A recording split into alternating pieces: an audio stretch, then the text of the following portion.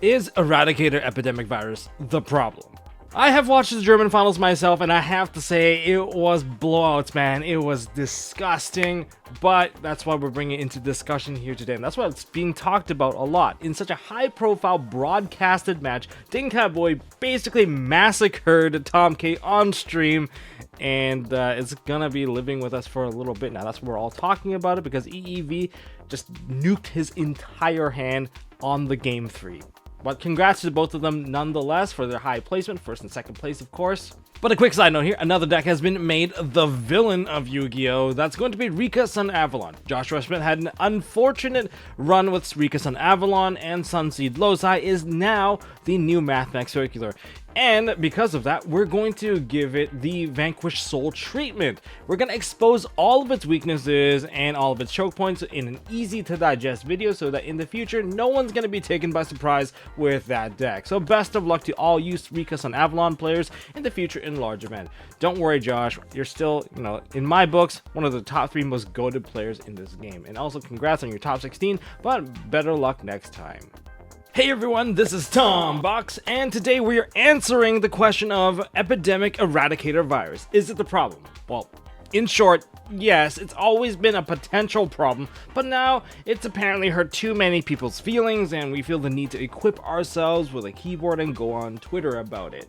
But now that it's been exposed so publicly, let's actually talk about it. So we're going to explore how this card became a problem, the timeline of what kind of broke the camel's back here, because this isn't the first time which it was broken, and then we're going to even look into potential solutions, the fix for this win button. It's not an auto win button, but it's really needs to be contextualized of when it becomes a win button, and I would really like to know your thoughts on the matter as well. So, well, leave it down in the comment section, but before you do, make sure you guys hit the like button, hit subscribe, and ding that notification bell, and let's break it down.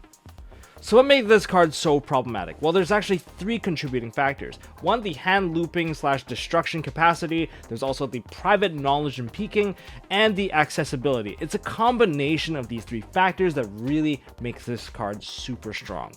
So the first aspect of this card that makes it super dangerous is the hand looping or the hand destruction capacity of this card.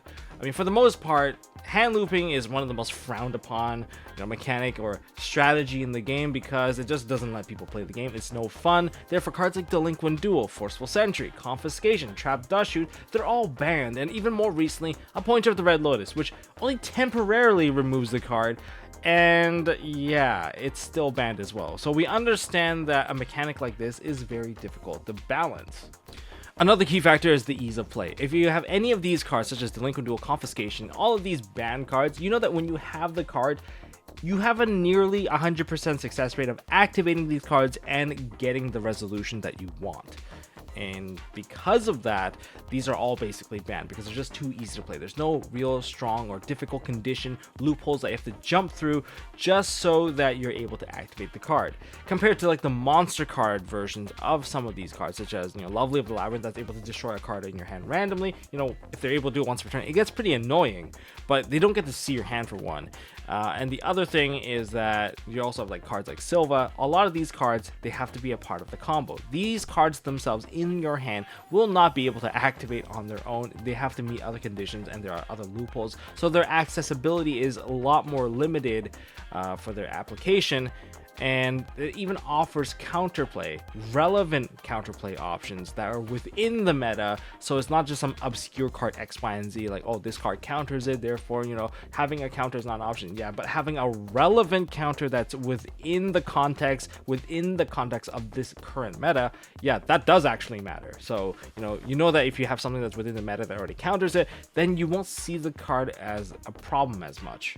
The second key factor here has to be the private knowledge reveal. The combination of both being able to rip a card out of your opponent's hand and know exactly which one you rip is obviously way too dangerous, which is why cards like Confiscation, Forceful Sentry, Trap Dust Shoot, and a Pointer of the Red Lotus, all these cards are banned for a good reason. It takes away your perfect counter, it takes away the opponent's option to play, and it makes sure that your current board is fully able to answer to the best of your ability whatever your opponent can throw at you. And it really sucks that you have one card that just takes out their best option.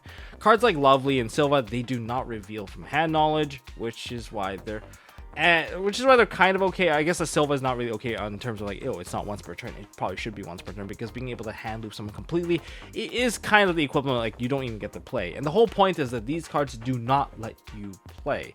Lovely, on the other hand, is one that I think is a bit more friendly, but that's within the Labyrinth archetype. But we'll get into that. But of course, hand knowledge plus hand rip is obviously something that in the TCG is not okay. So when you compare with Eradicator Epidemic Virus, much like Crush Card Virus, it destroys multiple cards in the hand, so that's already really good. Although you're not guaranteed success, but once you go into a sided game, then your success rate just like skyrockets, because there's already knowledge that's revealed. You're playing with, you have knowledge of what your opponent is already doing. And then it reveals the entire hand knowledge for 3 turns, so there's no surprises for the next 3 turns of any card that is being drawn. That is ridiculous, which means that all the other cards that are coming up, if they're spell cards or they're trap cards that you call trap cards, they're all being destroyed. There's just no chance. And it also destroys all the existing stuff on the field, all the existing spells and traps, and you get to look at those as well, because it's part of the card text. As you get to look at your opponent's hand, spell and trap they control, and all cards they draw until their 3rd turn of this card's activation. It's ridiculously strong of how long this stuff lasts, which is why even like Crush Card has like gone errated to the point where it just preemptively lets the opponent destroy 3 cards. That's it. They just changed it entirely. But of course, the biggest difference for this particular card is based off of the game design. It has conditions. You have to meet the conditions to activate it. First of all, you must have the card. Right, you have to have the card to activate it. The card needs to be set for 1 turn because it is a trap card, and you must also tribute a dark monster with 2500 or more attack. These are pretty difficult conditions, it's on paper anyway, but as the game evolved, these conditions have weakened over time, and that's where we get into the point of accessibility. Let's look at the accessibility timeline. And that's also another key determining factor of whether or not the card is perceived as broken. I mean, it has a lot of broken attributes, but the context of how you can play this card really matters here. In 2007, this card was definitely not seen as broken. It was a secret rare, it has a secret rare price tag attached to a paywall, and also the monster you needed to tribute was not the easiest to summon either. This is like before Phantom Darkness. This is Force of the Breaker. This is Crystal Beast's set, and yeah, let's just say there's just very few ways to put out a really large monster without having a huge cost, and sacrificing that monster didn't seem that practical because, again, context matters here, and the meta did not have that many spells and traps for you to blow up. So, you know what? Fair enough. So back then, it's just not very broken. And in terms of getting access to the card, you have to hard draw this and you have to set it because it's still a trap card. Really, really difficult. Now jump ahead a whole decade now. We have Lilith with the Lair of Darkness structure deck, and we printed the card as well. Now you can fetch the card. You can reveal 3 and you can just add it to your hand straight up. But then you would also need to hard open the Lilith, and you still needed the Dark Monster. Although within the archetype it was a lot easier, and also we're in the Link format now, that part definitely made the game a whole lot easier. For sure, like there's no doubt about it. Just getting in like a 2,500 Dark Monster, you have Synchros, you have Xyz, you have a lot of options. So, you know what? It still wasn't seen as broken because, the building condition, if you want to use Lilith to set up the card, you would have to reveal 3 of this card. And at that point, you're playing 3 potentially bricky traps without the proper setup. So that part just didn't seem practical. But if you built it within the Lair of Darkness structure deck, you would probably might have the Darkest Diablos to get the monster out and be able to pay it. But you also have to kind of judge risk and reward. It's 2018. I was like, is that Sky Striker format? Like Sky Striker, Salamangreat, and all those other cards. I could be like one format ahead. Like it could be Tosmerman around this time. But this is still before the time of Nibiru and stuff like that. So it didn't seem like it was like a necessity to rip apart your opponent's hand at the time. But if you use this card against Sky Striker, of course they're going to get super mad at you. It was one of the ways to kind of completely obliterate Sky Strikers. But regardless, moving on, 1 month later, we get Flames of Destruction, and combine that with Extreme Force, you get the Curious and the Nightmare Griffin combo. Now you go from like a 1 or 2 card combo, and when you successfully combo, you get to retrieve any spell or trap from the deck and set it onto the field because of the Griffin and Curious combo. That was already really nasty, and that part was definitely broken. It wasn't just for Virus, of course. People went for anti-spell fragrances or any sort of like 1 card counter against the opponent. This was the thing that set it up, and it was nasty and it was broken. But these particular monsters weren't the easiest to set up because you still needed a link 3, and the link 3 needed to lead to a link 4, and you needed to be able to pay the cost. So there was a lot of things that needed to go right within the combo. But then again, at this point, it was already determined as broken because the dark monster, that part didn't really matter anymore, and getting that turn 1 setup on your opponent without, you know, getting the opportunity of getting hit by a Nibiru, that was already like really good, to be honest. And then we go into 5 months later, we get into Soul Fusion, we get Trap Trick. You know, the odds now are getting better and better, but this card wasn't exactly seen as broken because it required you to play multiple copies of the trap card. But it is faster because you get to activate it right away. So this is the point where the trap card part of this card starts to matter less. You get to activate the card right away. It's really good. And then we combine that with what we have now from Tactical Masters and Darkwing Blast, we get into Labyrinth. And this is where we are at now. The context of Labyrinth being a meta deck for one, and then Labyrinth being able to use Lady to set the card straight from the field, using Stovey Torby to give you the activation key for that, and all of a sudden you're eradicating your opponent just like that. Just basically completely effortless Eradicator effect. And because of how we build our decks now and a lot of the axes of the cards that we use to set up our plays, they are spell cards. Being able to destroy spell cards is basically being able to rip apart your opponent's entire hand. And if we get to see your opponent's entire hand, if they're drawn to more spells, they're basically dead. There's no way anyone comes back from especially a turn 1 Epidemic Eradicator. Eradicator Epidemic Virus will always now be contextually broken within its own meta. Why? It's because it functions much like a ban card, like Confiscation or Forceful Sentry, except that rather than being like an MST of those cards, this is like a Heavy Storm version of those cards that blows away so many cards, multiple cards. So that's one thing. And then you get the Private Knowledge, but rather than getting it for like just the one little peak, you get to hit the field and the hand, and you get it for 3 additional turns. And that makes it very difficult for anyone to make any sort of counterplay because you always have, you know, one leg up. You're always playing 3 steps ahead. And then what about the checks and balances that we had to kind of, you know, keep it alive? Well, first of all, there's a trap card. You need to set it. Well, you can activate Stovey Torby or use Trap Trick to kind of bypass that, so you can immediately just activate the card if you can meet the condition. Okay, well, let's look at the condition. Well, you need to hard draw the card. You don't need to hard draw the card now. Trap Trick can set it onto the field, or if you're playing within Labyrinth, and because Labyrinth is also a meta style archetype that has an easy win con, lots of damage, this is just far too easy. You can set it straight onto the field, no problem. Okay, so that's 2 conditions down. What about getting that really large monster to pay for the cost? Again, no problem, because we have Link monsters now, we have Labyrinth monsters that naturally fulfills that condition. So in other words, everything that made it difficult and rewarding to activate now is the, you know, hand out win button that we all get to see, and we definitely got to witness that. And yeah, you know what, it is what it is. I get it, it's still within context. It only blows up spells and traps, and if spells and traps are not within the format, then this card would not be played. Very true.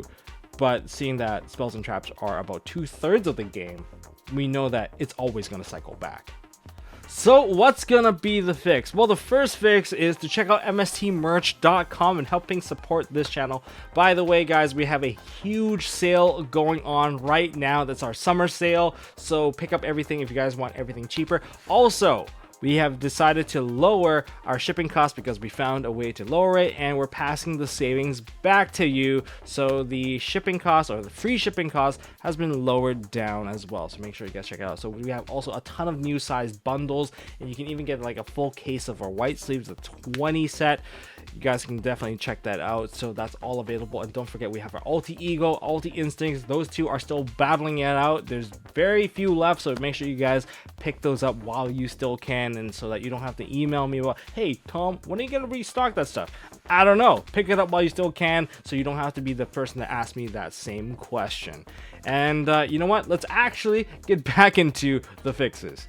So for the fixes, there are really just 4 fixes that we can go for this particular card. Number 1, ban the card. Just ban Eradicator Epidemic Virus. And this one does seem warranted now that I've kind of made the comparison of it versus the ban cards that we have and the context that this card is being played. A lot of the cards in the ban list are contextually banned because they are so broken for what they are able to do, even if they are within a specific deck. This one is starting to feel like that, which is why banning the card does seem like the option that most people are opting for, and even people that play it also kind of feel like maybe that's the best direction to go. Because another way that they can kind of fix this is kind of like going into the direction of Crush Card Virus, eradicating the card. But I'm not exactly a fan of this, but what they can do, and this is just basically a suggestion, so feel free to go down the comment section and leave what you think about, you know, all of these options here. But for errata here, it would be like destroy one spell or trap card for every 1500 attack of the tributed monster. To me, that kind of makes a little bit more sense. It kind of feels a little bit more like the Smiling Virus. I forgot which one it was.